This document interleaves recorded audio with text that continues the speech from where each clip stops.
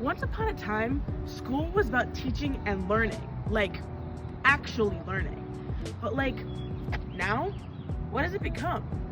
But today, college is looking more like a resort than a school. But why?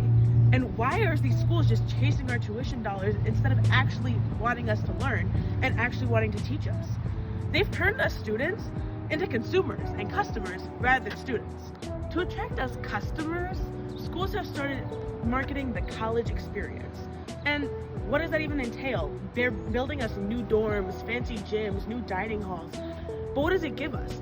How is it helping us learn? It's not, and it's all coming out of our pocket. Now, while all of that is great for student life, what about the professors?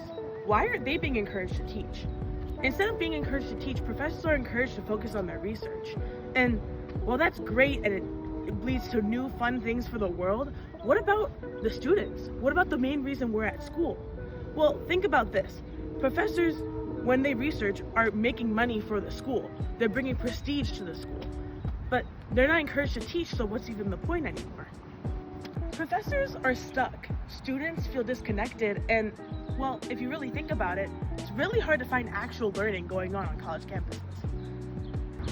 Now, Touchman calls us the unintended decentering of teaching and learning. But when you turn a college into a business, what do you expect would happen? So, yeah, you came to college for an education, but the college, they came for your money.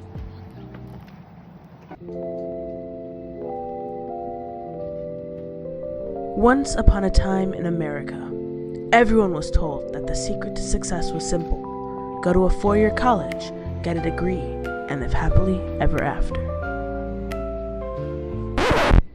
Yeah, about that fairy tale. In their article, Beyond the One-Size-Fits-All College Degree, James Rosenbaum, Kenna Kappa, and Janet Rosenbaum basically say, hey, we should stop pretending that the Bachelor of Arts is as important as it really is. The truth? Not everyone wants or even needs to spend 4 years writing 12-page papers on 17th century poetry to get a good job.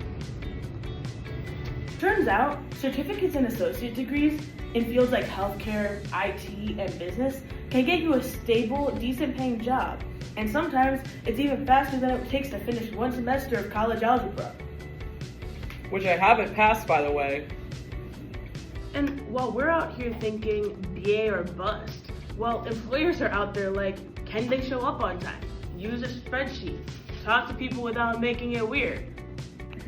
Community college programs teach real-world skills, like they build confidence and they don't leave you crying over student loan payments every month. Bottom line, college isn't one size fits all, and success does not only wear a cap and gown.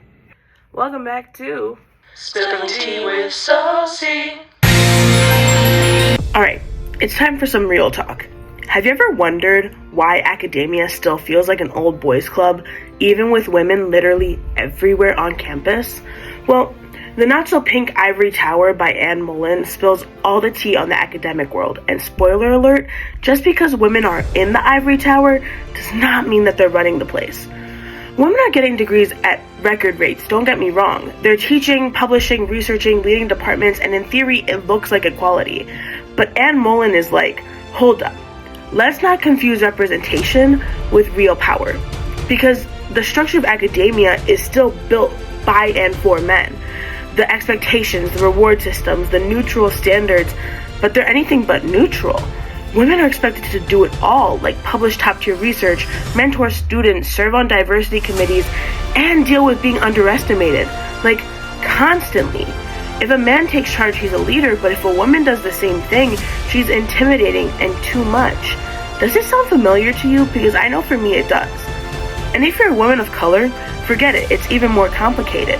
You're not just dealing with sexism here, you're navigating racism, isolation, and being expected to represent your entire community. Things like mentoring, emotional support, DEI work, they're essential, but they're not rewarded. They're invisible labor, and it doesn't count towards tenure, which is so important when it comes to higher education. And that's why even though women are showing up, they're still underrepresented in the top, especially in STEM and elite institutions and in leadership roles. Mullen's message is pretty much gender equality in academia isn't just about getting more women in the room, it's about changing the room itself. It's about rethinking what we value, what we reward, and who gets to define our successes. And you know what? If the ivory tower isn't pink yet, maybe it's time we repaint the entire thing.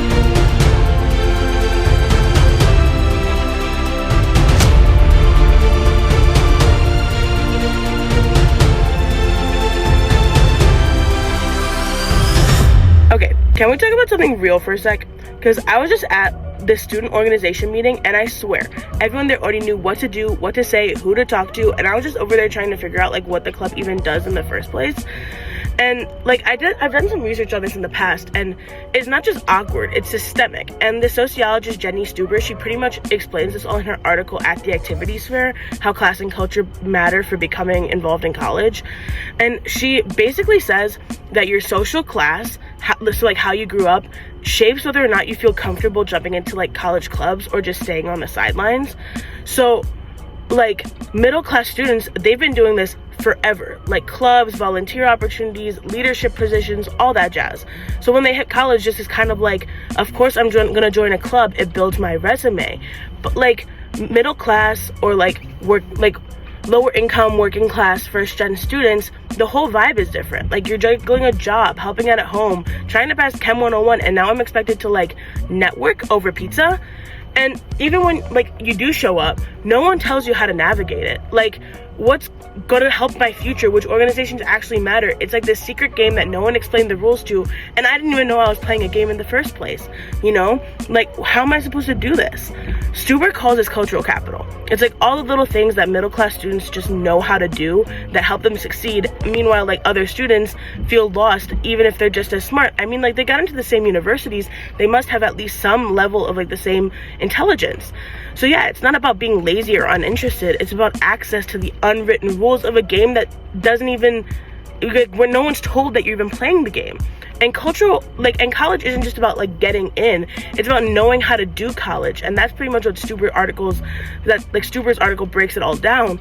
But like, how am I supposed to like play this game, succeed in life, like if I don't know how to play the game in the first place, if I don't even know I'm playing, if I don't know the rules?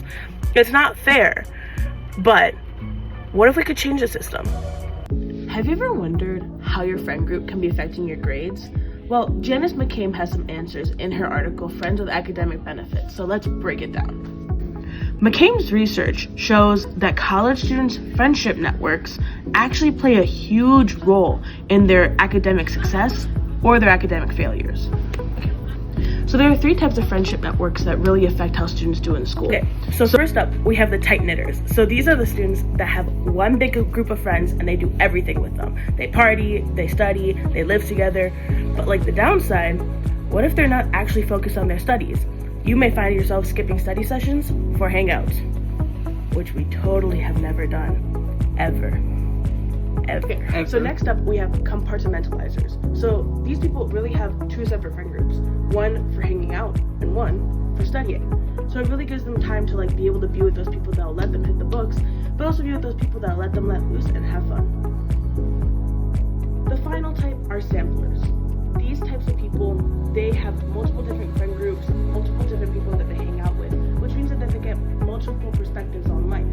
However, this also means that they usually study alone, which can be beneficial in some parts, but also have its downsides in others. Whether you're a tight knitter, a compartmentalizer, or a sampler, think about how your friends influence your study habits. Are they helping you focus or pulling you off track? So, what type of friend group do you have? Because I know what I got. Let's talk about college majors. Have you ever noticed how women and men go into completely different fields even if they go in with the same goals? Why is that? So, a study by a sociologist named Natasha Quaden called From Major Preferences to Major Choices breaks down exactly why that happens. And no, it's just not about what people like to do. Okay, so here's the deal. Most men and women are looking for the same things in their career when it comes to choosing what they want. They're looking for job security, purpose or helping people, and of course, money. But when it comes to actually choosing their major, these preferences get filtered through what Quaden calls gendered logics. Let's say two students, a guy and a girl, both say, I want to help people. The guy might go, cool, I'll do pre-med and become a doctor. And the girl might go, I'll go into nursing. Both paths help people, but when it comes to income and status, it's two very different things. But why is that? The choices that they made were different, but the values are the same. But no, even women who say they care about salary are less likely to choose majors in engineering, economics, or computer science. Why? They often feel that these fields are male-dominated and unwelcoming. And that's the whole point. It isn't just about preference. It's about what society tells us is appropriate for men and women to do, and how that shapes what feels possible. So, Quaden's research shows us that we can't fix the gender gap in college or in pay, unless we stop treating it like it's a personal choice and start treating it and seeing it as a social pattern. So yeah, maybe it's time we rethink how we talk about college majors, because when different logics lead to different choices, that leads to different lives.